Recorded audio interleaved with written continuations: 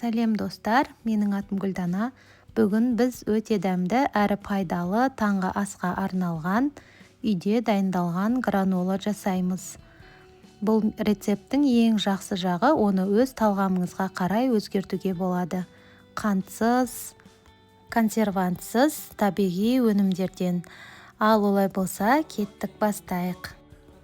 Ол үшін бізге сұлы жармасы, түрлі жаңғақтар, бадам, грек жаңғағы немесе кешью жаңғағын пайдалансаңыздар болады.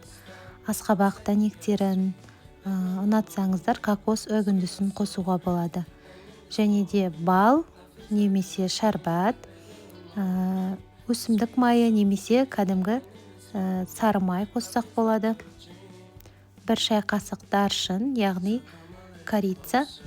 Маған корицаның дәмі онша ұнамайды, сондықтан мен қосқан жоқпын. Енді өз талғамдарыңызға қарай қоссаңыздар болады. Кішкене шым-шым тұз және қосымша кептірілген жемістер, шоколад, мүкжидек, мейіз секілді кептірілген жемістерді қоссаңыздар болады. Осындай табаға мен закрома майын алдым. Табаға салып, газға қойып, әдемілеп ертіп аламыз. Ерткенде қатты қайнатып жібермейміз. Толық май еріп, енді қайнап келе жатқан кезде оттан аламыз.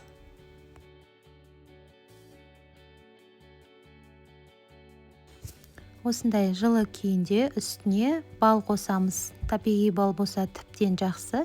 Енді мен дүкеннің балын қостым. Өз қалауларыңызша тәттіні жақсы көрсеңіздер көбірек қосуға болады.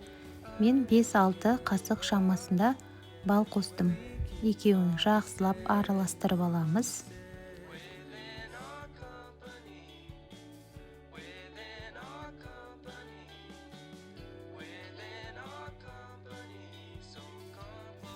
Балымыз майдың ішінде толық еріп, біркелкі болып араластырып алуымыз керек. Жақсылап араластырғаннан кейін үстіне сұлы жармасын жартысын ғана салып араластырып аламыз.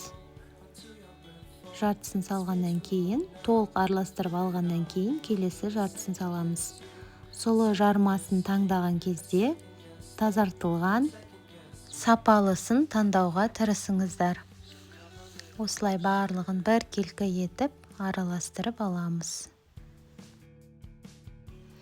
Достар, мен бұл жерде 2 еселік өлшемде жасадым.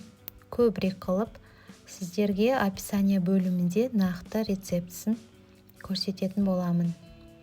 Каналым қызықты болса, тіркеліп, лайк, комментариймен қолдап кетсеңіздер.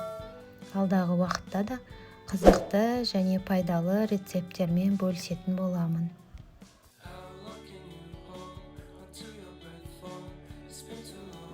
Достар, ерінбей жақсылап араластырамыз, өйткені біздің майымыз бен балымыз барлық жерге бірдей болып жетуі тиіс.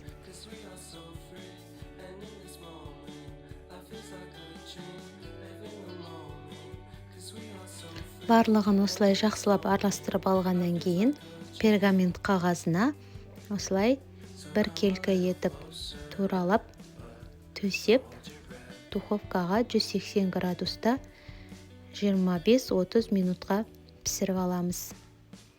Біркелкі әдемі ғып пісіру құпиясын видео соңында бөлісетін боламын. Видеоны соңына дейін көріңіздер. Осылай біркелкі етіп төсеп, үстінен нығыздап қоямыз.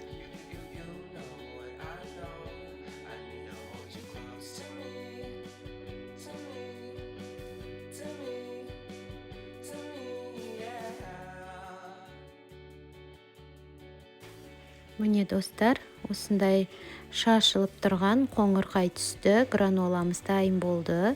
Оның үстіне түрлі өз қалауларыңызша жаңғақтарды осылай видеода көрсетілгендей турап араластыратын боламыз.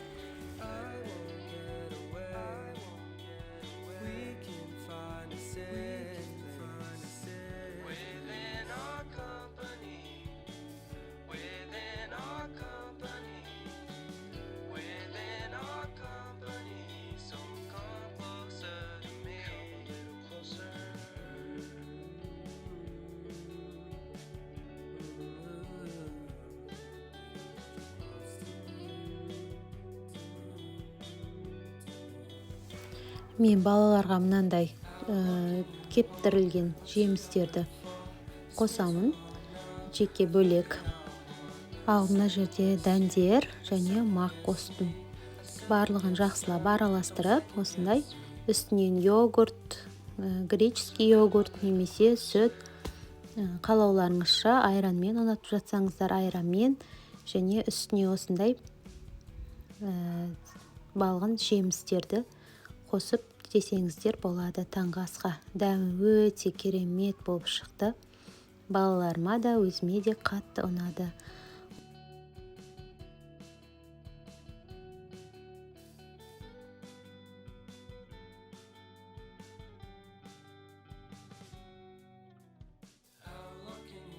Ал енді бір келкі болып пісірудің құпиясымен бөлісейін. 25-30 минутта піседі дедім ғой. Сол әр 5 минут сайын духовкадан шығарып, осылай араластырып, қайтадан бір келкі қылып төсеп, араластырып тұрамыз. Сол кезде бір келкі қоңырғай болып піседі. Ал араластырмасақ шет-шеттері күйіп, ортаңғы жағы дұрыс піспей қалуы мүмкін. Сондықтан осыны міндетті түрде жасаңыздар. Жақсылап шет-шетін бәрін ортасына қарай араластырып, қайтадан төсеп, әр 5 минут сайын осылай араластырсақ, керемет болып піседі. Достар, өздеріңіз осылай жасап көріңіздер.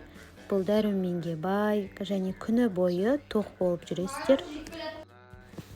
Достар, сіздер де үйде осылай жасап көріңіздер. Одан кейін қосып аларларыңыз болса, осы видеоның астына комментарийға жазып, ойларыңызбен бөлісіп кетіңіздер.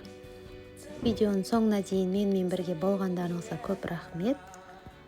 Лайк, комментариймен қолдап кетіңіздер. Пайдалы ақпараттармен алдыңғы уақытта да бөлісетін боламын.